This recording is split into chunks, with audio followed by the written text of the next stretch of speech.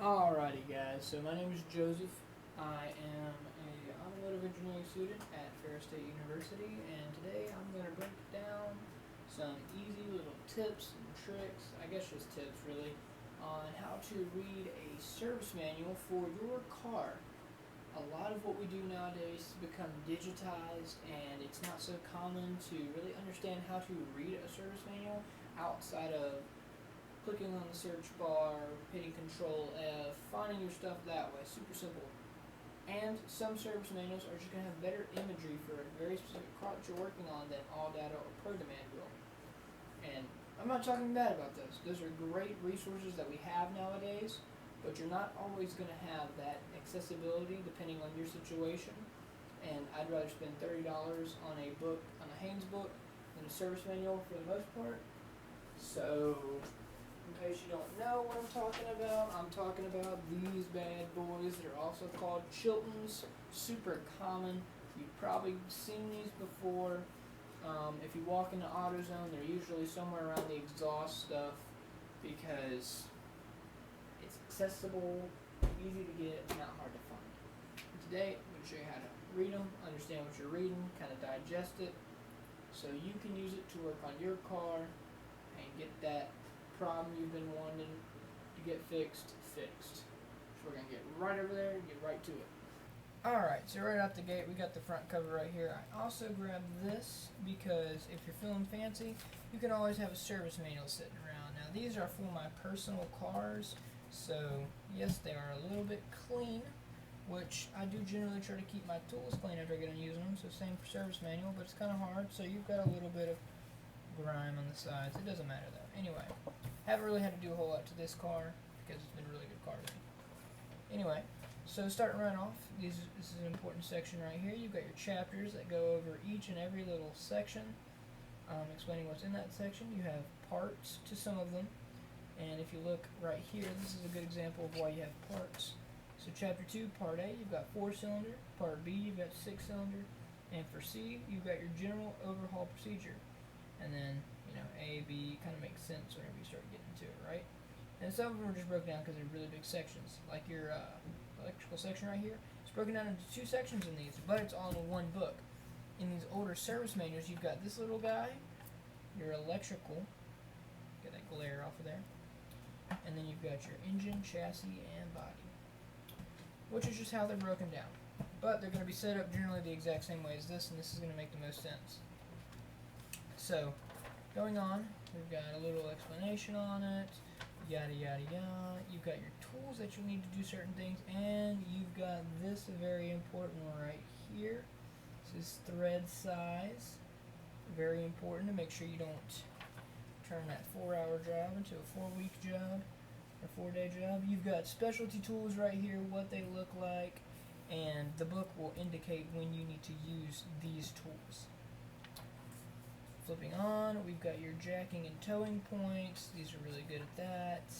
And then you've got your conversion setups right here. I think on the Haynes website you can actually get like your general overview of like your book for your specific car, but this is more of a how do you read them.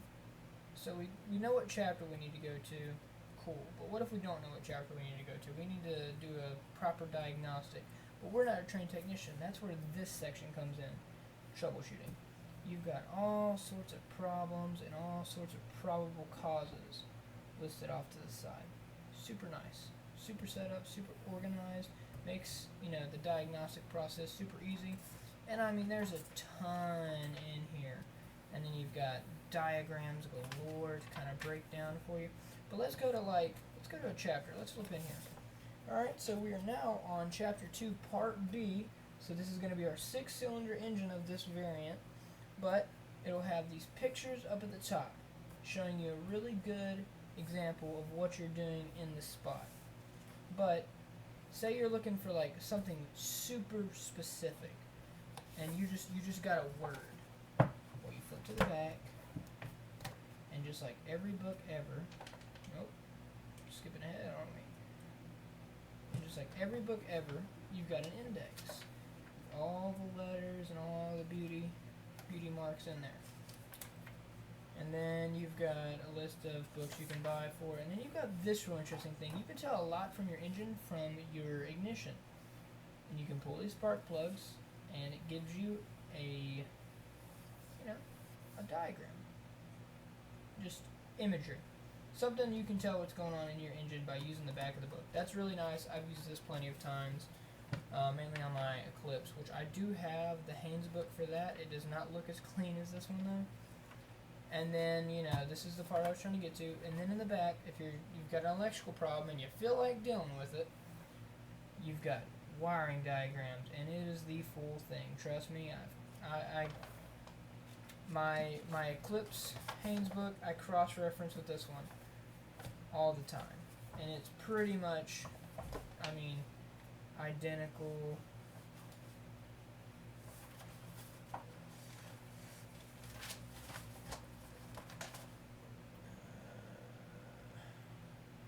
There's one, but here you go.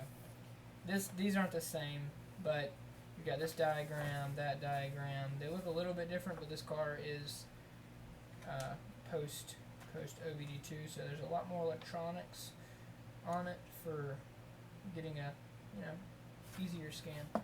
Anyway, it's set up. It's got just about everything you need in it. And another good thing that you're going to want to know when you're flipping through these books, this is something that I really like. So at the start of the chapter, right, you've got all these little subsections explaining view and the way that'll be set up, just so you can have a visual. Number 1, general information. Number 1 up here is going to be general information. But what we're mainly looking at on this page is this little beauty down here at the bottom. All your torque specs right at the front of the chapter. That'll give you a lot more information, especially for your in the driveway jobs, when this is probably the most common thing, when working on a car that you want to know, especially if you're doing something with suspension 100%. You want to make sure everything's tightened down the way it's supposed to be. And then again, you've got your diagrams, but just want to point out you've got other torque specs right there. And you've got all these nice diagrams in here. And then we saw number 1, there's number 2, there's number 3. It's set up in these little subsections. Breaks it down really good for you. But that's how this one looks. I know we probably think service manual is a whole lot different, blah, blah, blah. This one is just electrical, but it's going to look the exact same as this one right here.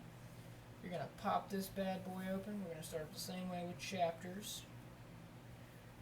Go figure. The one thing that I think is better about service manuals than the Haynes books is that you get a lot more important stuff, like your VIN, how to identify everything on it, and this book is going to be just about that car. The Haynes books generally cover a plethora of cars, but this covers just this car. Now let's keep flipping here. It's giving you, light stuff like how to fix little things within the car. Your jack points, just like in the Haynes book. You do have toe points in the Haynes book typically. And then you've got dimensions. Then you've got all of your torque sets and your bolts. And then this, actually I believe it did start on this page. Nope, starts right here. Nice. This is the one thing that this has. This has a master troubleshooting section. All of this is set up so much nicer than in the Haynes book, in my opinion. And for your car, it might not be ideal to buy this. Mine was only like 40-ish bucks for this, and the Haynes book for it's 25. So it's just generally a cheap car. Shout out to DSM for that one. But you've got a giant, and I mean it is absolutely massive, troubleshooting section. Like, you've got a problem with 8 different solutions. Now it's about the same size as the Haynes book, but and then we're right back to chapter 1. It's going to be the exact same. I'll show you. So section 1, lubrication and maintenance. Let's see what section 1 is in the Haynes book. just so you understand that it is literally set up the exact same. This is not a chapter, this is the troubleshooting, which we just read through on that one. It seems like there's a lot more in here, but the ones are just set up a little bit different. Chapter 1, Tune-up and Routine Maintenance. It's set up the exact same. Lubrication and maintenance. It's just called something a little bit different. But